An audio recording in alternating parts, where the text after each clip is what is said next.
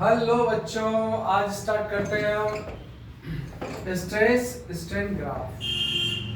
चलिए, according to stress strain क्या होता है कि जैसे जैसे हमारे पास में मान लीजिए कोई थ्रेड है, कोई धागा है, और उस धागे पर हम अगर वेट लगातार बढ़ाते जाएं तो क्या होगा इसका, ये क्या होगा, इसकी लेंथ बढ़ेगी। मान लीजिए हमारे पास एक था, अब हमने डबल कर दिया। फिर अगर आप इसको और भी वेट बढ़ाते हैं तो ये और भी लेंथ बढ़ेगी। और लेंथ बढ़ने का मतलब क्या हुआ कि ये क्या हो जाएगा, पतला हो जाएगा। क्या हो जाएगा, पतला।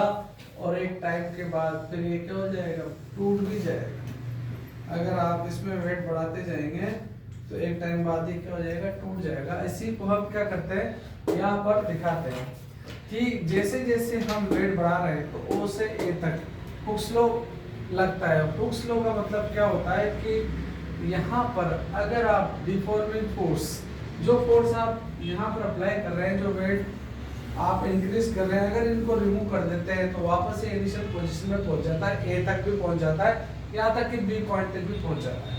ठीक है, यानी कि अपन क्या, हुक्स लॉ तो हमारे पास क्या है, हुक्स लॉ की बात करें तो हुक्स लॉ का मतलब ये होता है कि stress is directly proportional to strain. और ये बी पॉइंट जो है, जिसको एंड पॉइंट बोला है, ये इलास्टिक लिमिट है। इलास्टिक लिमिट, ये इलास्टिक लिमिट को शो करता है। इस बी पॉइंट के बाद, अगर बी पॉइंट के बाद हम वेट को हटा लें तो ये अपनी ओरिजिनल पोजीशन में नहीं आता। बी पॉइंट तक तो ये ओरिजिनल पोजीशन में आ जाता है डिफॉर्मिंग फोर्स को हटाए तो, लेकिन बी पॉइंट के बाद ये वापस नहीं आएगा। यानी कि अगर वेट और बढ़ाएं तो बी और सी ये बताता है हमें कि सी पॉइंट पर वो परमानेंट कंडीशन में आ जाएगा।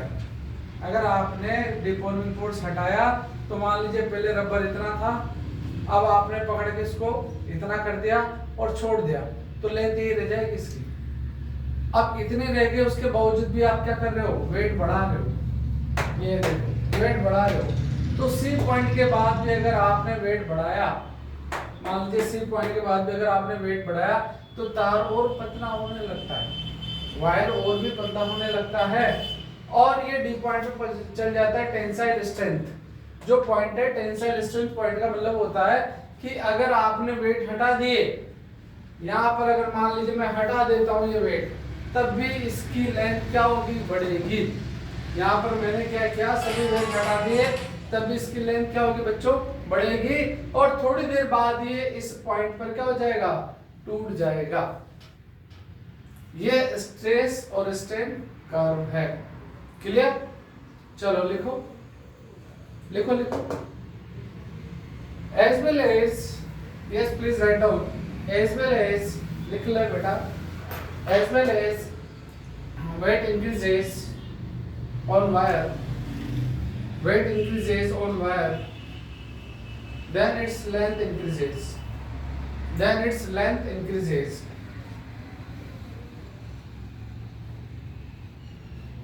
Up to a point, Hooke's law is applicable. Up to a point, Hooke's law is applicable.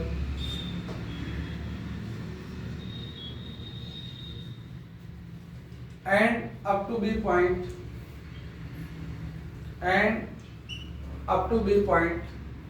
elastic limit is valid. Elastic limit is valid. After B point, wire do not retain, wire does not retain its initial position, its initial length,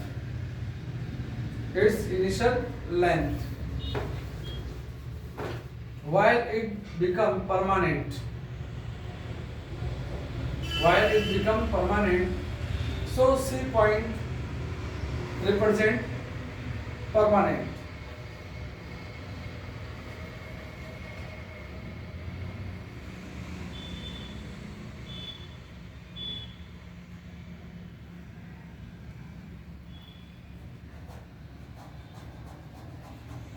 as soon as weight increases on wire, as soon as weight increases wire, length of wire increases, length of wire increases,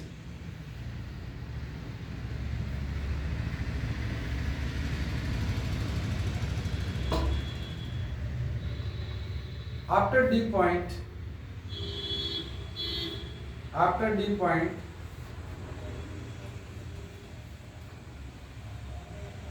wire become thin, while weight is removed,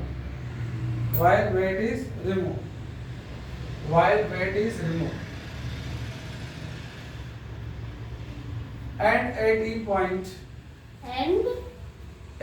E point, capital E point, wire breaks.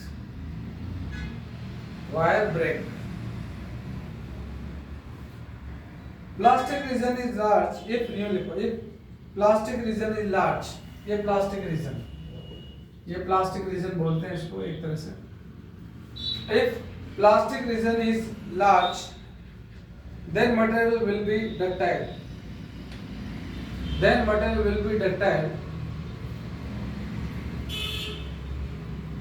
If plastic region is small,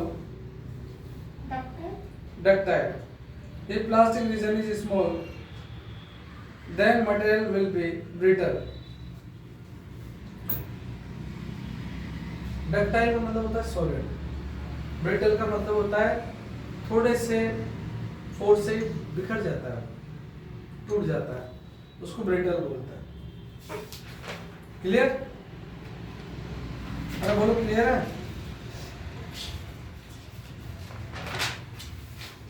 बहुत बढ़िया. आगे लिखो compressibility. क्या? Compressibility.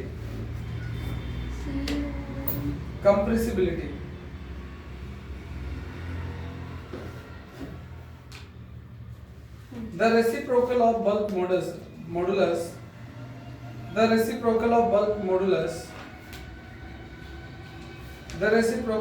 modulus is called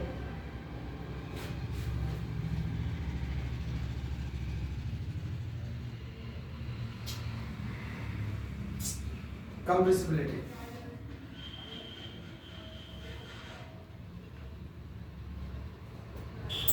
next heading डालो.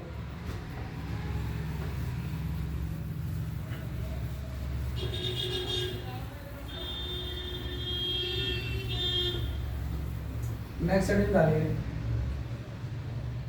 Heading डालो आप. Work done in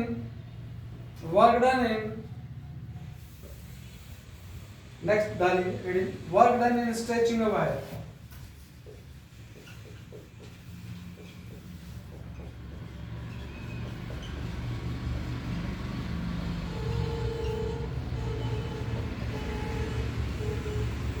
Work done in stretching a wire.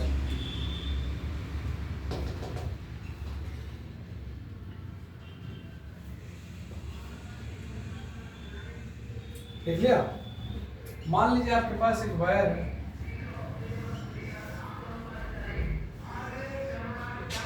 और इसका आपने क्या वेट लगा के यहाँ पर वेट अटैच कर दिया. इसकी लेंथ में क्या होगी? इंक्रीजिंग होगी. तो आपके पास फोर्स क्या होता है? फोर्स इक्वल्स टू होता है stress upon area, stress into area. और स्ट्रेस को हम क्या लिख सकते हैं? y into strain. बोलो लिख सकते हैं? यस. y का फॉर्मूला क्या ले सकते हैं हम? y स्ट्रेन का फॉर्मूला क्या लें?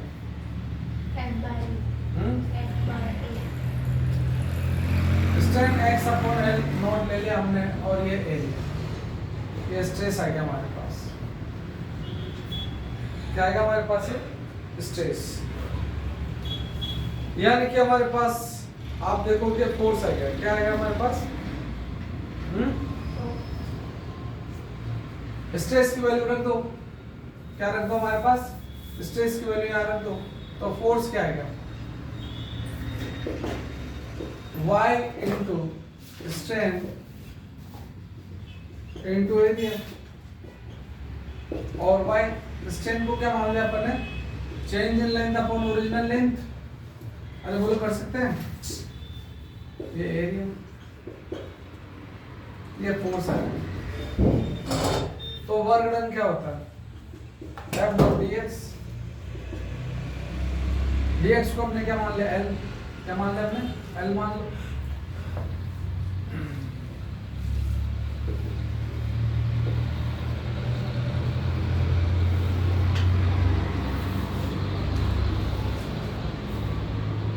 y small l capital L into area dl,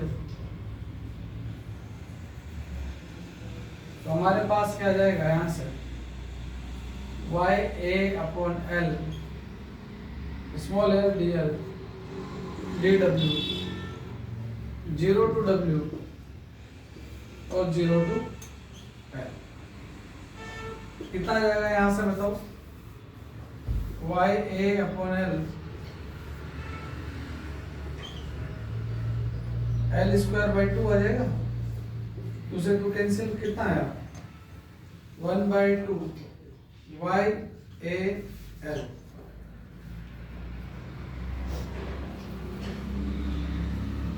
ये आ रहा है क्या? 1 बाई 2 y a l आ रहा है?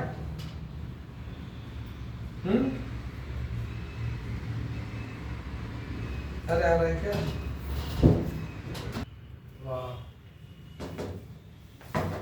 तो देखो बच्चों क्या है, यहाँ पर हमने लिमिट क्या ली? 0 से l, लिमिट क्या ले रहे हैं? 0 से स्मॉल l लिया, तो ये l स्क्वायर बाई 2 हो गया।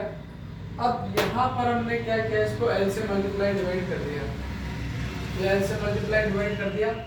l से मल्टीप्लाई डिवाइड करने पर ये l और ये वाला l बन के l स्क्वायर हो जाएगा, तो l upon capital L square, ये हो गया आपके पास में वॉल्यूम। क्या बन गया? ये वॉल्यूम।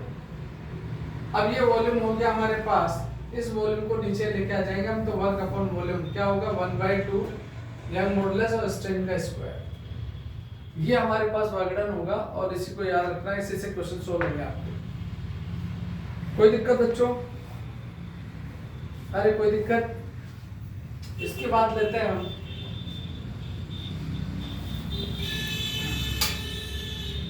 पॉइजन रेशो, कौन सा रेशो? पॉइजन रेशो, ऐसा रेशो, पॉइजन का मतलब क्या होता है? जहर, जहर का रेशो, जहर, जहर खाने से जान क्यों जाती है? जो जान को हर ले उसको बोलते हैं जहर रेशो।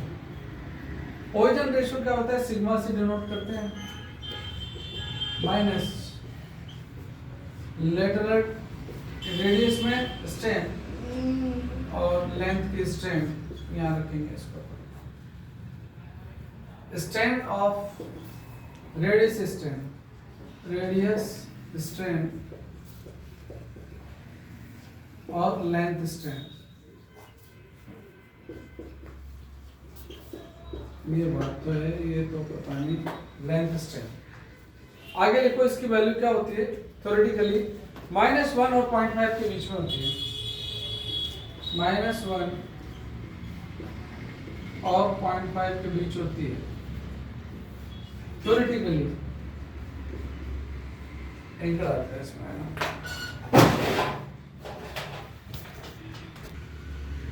अगर हम बात करते हैं थ्योरेटिकली, तो ये वैल्यू होती है सिग्मा की -1 से लेकर 0.5 के बीच में पॉजिटिव, और थ्योरेटिकली अगर हम बात करते हैं प्रैक्टिकली, ये थ्योरेटिकली होगा, प्रैक्टिकली बात करें 0.2 से लेकर 0.4 तक होता है पॉइजन रेशो। कैसा रेशो बच्चों? है पॉइजन रेशो। क्यों? क्योंकि आप जब वायर को ये वायर है हमारे पास, मान लीजिए वायर है। अब इसकी लाइन बढ़ाते हो तो ये क्या हो जाता है, पतला। क्या हो जाता है, ये पतला। तो इसकी रेडियस क्या होती है, डिक्रीज, और लेंथ क्या होती है, इंक्रीज होता है ना। ये कौन से साहब ने बताया था, पॉइजन साहब ने। कौन से साहब ने, पॉइजन नाम था उनका, ठीक है, नोट कर लो।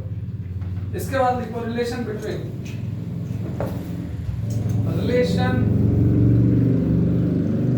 Coefficients, relation between coefficient.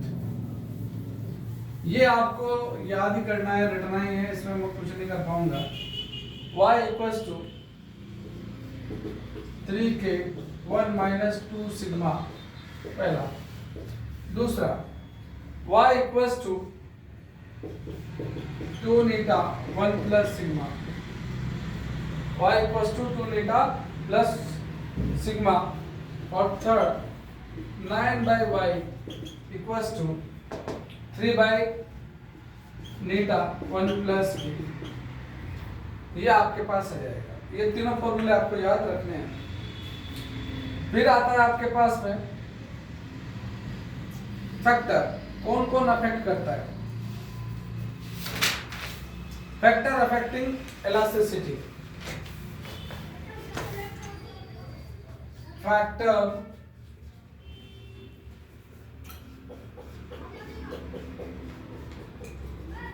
Elasticity.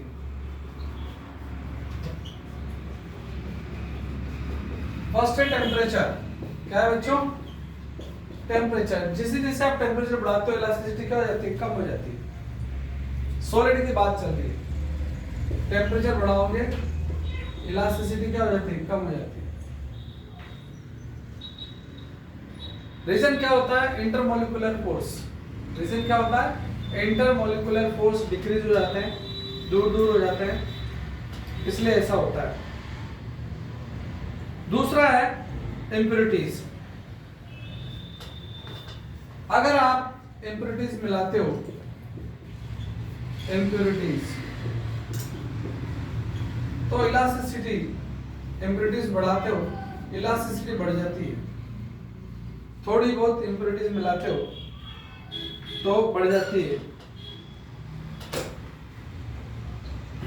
बात समझ में आए बच्चों। नेक्स्ट हेडिंग डालिए, application of elastic behaviour of material. ये आपको खुद को पढ़ के आना है, बस चैप्टर खत्म। Application of elastic behaviour of material. जैसे क्रेन होती है, क्रेन क्या होती है, क्रेन।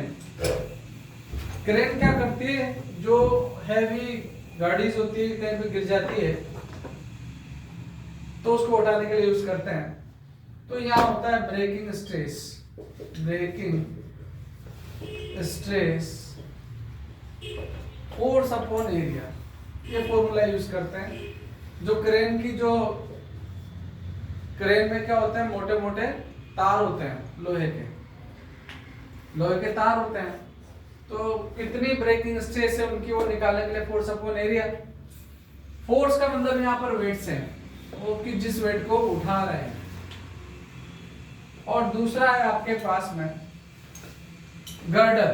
ये गर्डर होते हैं आपके पास, ऐसे गर्डर होते हैं, फ्लाईओवर में बनाए जाते हैं गर्डर। तो ये गर्डर है फ्लाईओवर के बीच में। तो यहाँ पर क्या होता है, एंगल कुछ बन जाता है, हाँ डिप्रेशन एंगल बोलते हैं इसको। और ये होता है WL³ अपॉन 4B D³Y। ये डिप्रेशन एंगल कैसे होता है, ये एक बार और बता देता हूँ। मान लीजिए आपने बनाया कैसा, फ्लाईओवर ऐसा बनाया स्ट्रेट। आपने तो फ्लाईओवर स्ट्रेट बनाए, लेकिन ये ऐसा फ्लाईओवर का रोड है, लेकिन कुछ टाइम बाद ये फ्लाईओवर ऐसा हो गया है? तो ये एंगल जो बेंड हुआ, एंगल कितना बेंड हुआ, इतना हुआ ना बेंड।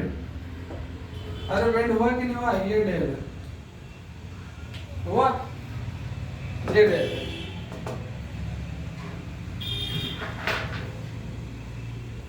तीसरा एप्लीकेशन क्या होता है? तीसरा एप्लीकेशन, हम साइकिल चलाते हैं, जो साइकिल चलाते हैं उसके जो पाइप होते हैं, इन साइकिल में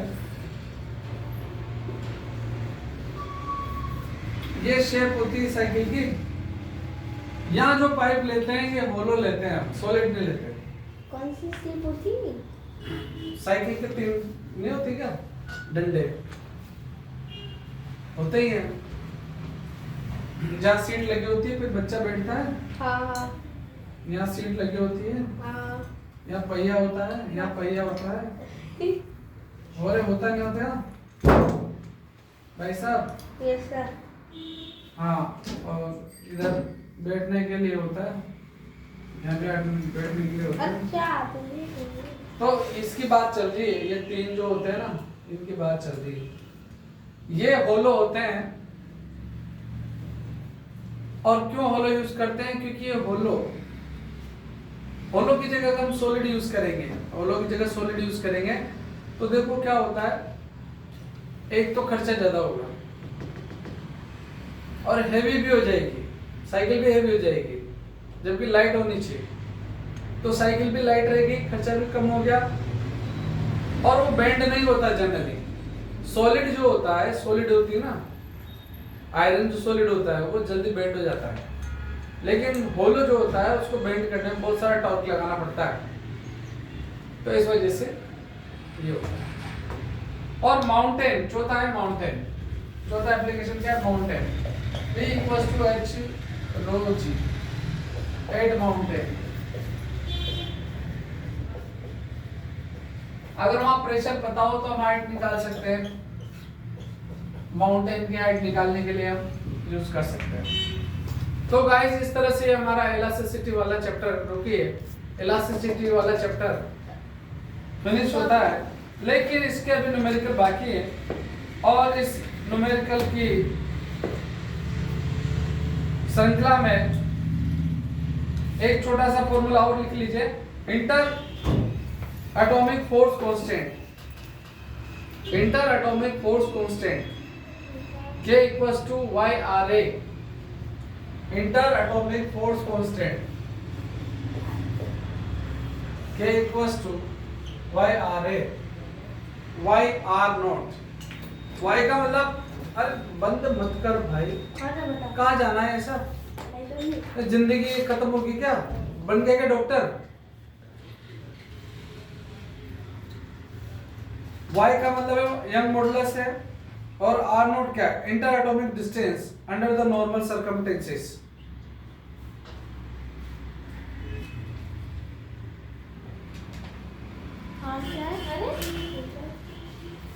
अब इसके न्यूमेरिकल आपको ये करने हैं, आज घर जाने की जरूरत नहीं है, ये करो बैठ के, एक्सरसाइज इसको उठा लो। कल तुमने इसके एग्जाम्पल किए थे, आज एक्सरसाइज करो, नाउ करो, डन।